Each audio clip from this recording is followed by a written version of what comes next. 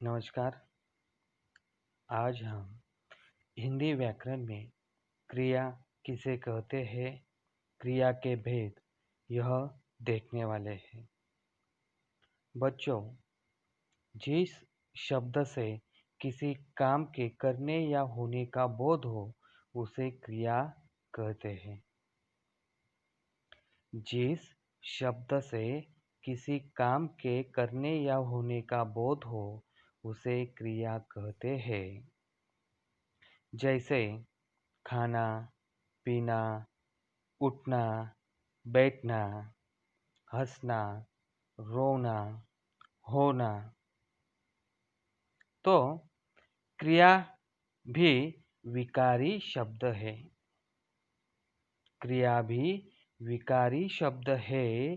इसके रूप, लिंग, वचन और पुरुष के अनुसार बदलते रहते हैं।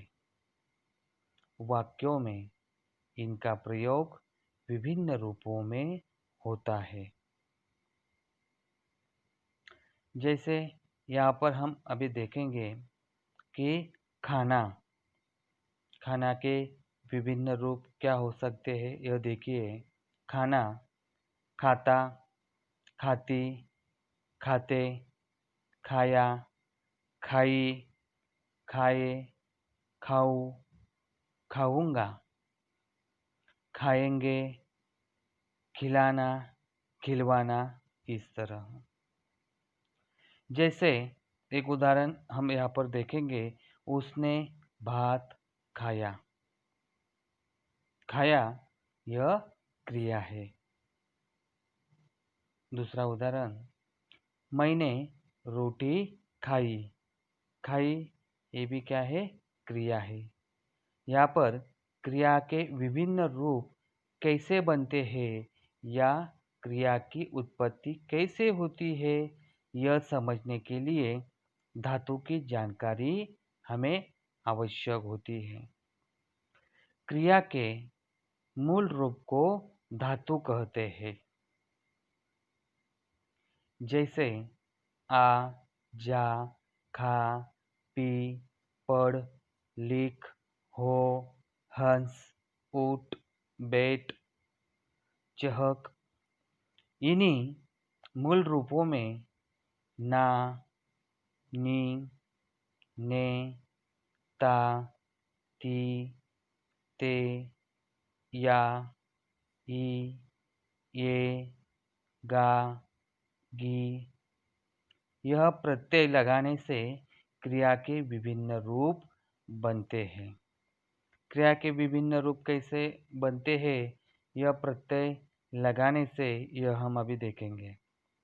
जैसे कि हमने ना प्रत्यय लिया तो रूप, क्रिया के रूप यहाँ पर बनेंगे आना, जाना, खाना, पीना, पढ़ना, लिखना। अगर हम ता प्रत्यय यहाँ पर लगाते हैं तो रूप क्या बनते हैं यह हम देखेंगे। ता प्रत्यय से आता, जाता, खाता, पीता, पढ़ता, लिखता। तो अब हम आगे क्रिया और क्रिया के कार्य यह देखेंगे।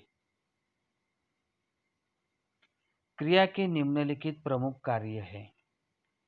यह गतिशीलता या स्थिरता का बोध कराती है। गति या स्थिरता, या तो गति ले रहा है, स्पीड ले रहा है, नहीं तो एक जगह पर स्थिर है। जहाँ पर इसका बोध होता है उसे हम क्रिया कहते हैं। जैसे बच्चे खेल रहे हैं, पिताजी टहल रहे हैं। यहाँ पर दोनों वाक्यों में गतिशीलता का बोध हमें होता है। उसी प्रकार लड़का सोया हुआ है, चिड़िया वृक्ष पर बैठी है। दोनों वाक्यों में हमें स्थिरता का बोध हो रहा है। ऊपर के वाक्यों में बच्चे खेल रहे हैं, वो कुछ ना कुछ कार्य कर रहे हैं। पिताजी टहल रहे हैं, लेकिन नीचे हमने देखा कि वो लड़का सोया हुआ है और चिड़िया वृक्ष पर बैठी है। यह फर्क हमें यहाँ पर दिखाई देता है।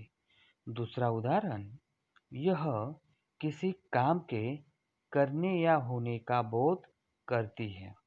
क्रिया किसी काम के करने या होने का बोध हमें करवाती है, जैसे मैं लिख रहा हूँ, या कुछ किए जाने का बोध हमें यहाँ पर हो रहा है। दूसरे वाक्यों में वर्षा हो रही है, सोता होने का बोध यहाँ पर हमें होता है। कुछ न कुछ इन वाक्यों में हो रहा है, इसलिए यह किसी काम के करने या होने का बोध हमें यहाँ पर होता है।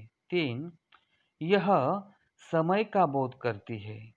यह क्रिया हमें समय का बोध करवाती है, जैसे वह लिख रहा है, वर्तमान समय का बोध यहाँ पर होता है। वह लिख रहा था, बीते समय का बोध हमें यहाँ पर होता है। वह कल लिखेगा, आने वाले समय का बोध यहाँ पर हो रहा है। 4, यह शारीरिक या मानसिक स्थिति का बोध हमें करवाती है। यह जो क्रिया है वह शारीरिक या मानसिक स्थिति का बोध हमें करवाती है, जैसे उसे चिंता सता रही है। इस वाक्य में मानसिक स्थिति का बोध हमें होता है। मैं बहुत थक गया हूँ। इस वाक्य में शारीरिक स्थिति का बोध हमें होता है। यहाँ पर हम देखेंगे कि क्रिया यह स्वतंत्र होती है, किसी दूसरे शब्द या प्रत्यय पर आश्रित नहीं होती।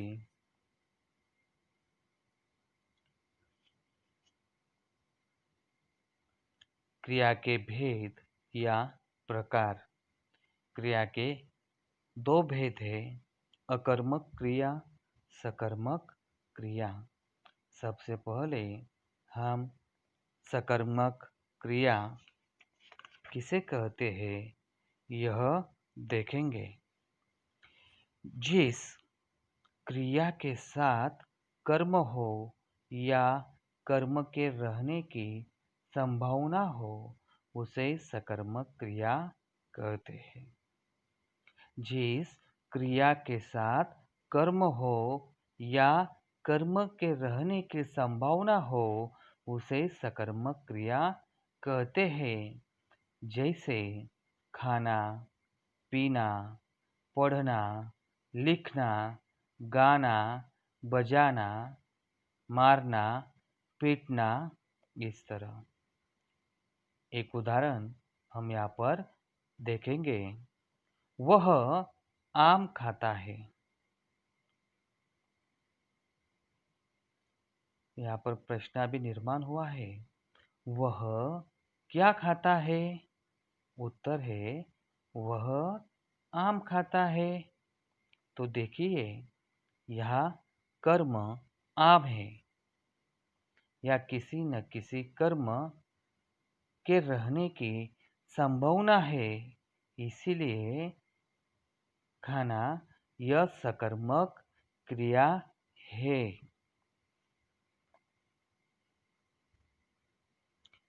2, अकर्मक क्रिया। जिस क्रिया के साथ कर्म न हो या किसी कर्म के रहने की संभावना न हो, उसे अकर्मक क्रिया कहते हैं। जिस क्रिया के साथ कर्म न हो या किसी कर्म के रहने की संभावना न हो, उसे अकर्मक क्रिया कहते हैं। जैसे रुलाना, हंसाना, सुलाना, जगाना, टहलाना आदि। अब हम यहाँ पर अकर्मक क्रिया, प्रत्यय और सकर्मक क्रिया किस तरह निर्माण होती है यह देखेंगे। अकर्मक क्रिया में रोना, यहाँ पर हमने प्रत्यय लगाया। लाना तो क्रिया बनेगी सकर्मक, रुलाना, वह बच्चे को रुलाता है। उसी तरह जगना, प्रत्यय लगाया, आना, सकर्मक क्रिया हुई जगाना, वह बच्चों को जगाता है। तो प्रश्न निर्माण हुआ, वह किसे रुलाता जगाता है? उत्तर है, वह बच्चे को रुलाता जगाता है। इन वाक्यों से हमें यह स्पष्ट है कि रुलाना, जगाना सकर्मक क्रिया है, क्योंकि इसके साथ कर्म, बच्ची, कुत्ता आदि के रहने की संभावना है। अकर्मक से सकर्मक बनी कुछ क्रियाओं को हम यहाँ पर देखने वाले हैं। उससे पहले अकर्मक क्रिया व सकर्मक क्रिया में अंतर इस प्रकार होता है, यह हम देखेंगे। अकर्मक क्रिया में कर्म नहीं होता, इसी कारण से इसे अकर्मक यानी अबिना कर्म, बिना कर्म की क्रिया कहा जाता है। जैसे मैं खाता हूँ। मैं क्या खाता हूँ यह मालूम नहीं, लेकिन मैं खाता हूँ। सकर्मक क्रिया में क्रिया के साथ कर्म होता है, इसी कारण से इसे सकर्मक क्रिया यानी साथ कर्म, कर्म के साथ क्रिया कहा जाता है। जैसे मैं खाना खाता हूँ। अकर्मक क्रिया में मैं खाता हूँ और सकर्मक क्रिया में मैं खाना खाता हूँ। यह अंतर इन दोनों क्रियाओं में होता है। तो चलिए अब हम देखेंगे अकर्मक से सकर्मक बनी कुछ क्रियाओं को देखें। अकर्मक क्रिया, सकर्मक क्रिया। अकर्मक क्रिया में रो ना, सकर्मक में वो होएगी रुलाना। मरना, मारना। सोना, सुलाना। डूबना, डुबाना। पीसना, पीसना। कटना, काटना। छीलना, छीलना। उठना, उठाना। बैठना, बैठाना। निकलना, निकालना। टहलना, टहलना। इस तरह यह अकर्मक क्रिया, सकर्मक क्रिया हमने देखी है।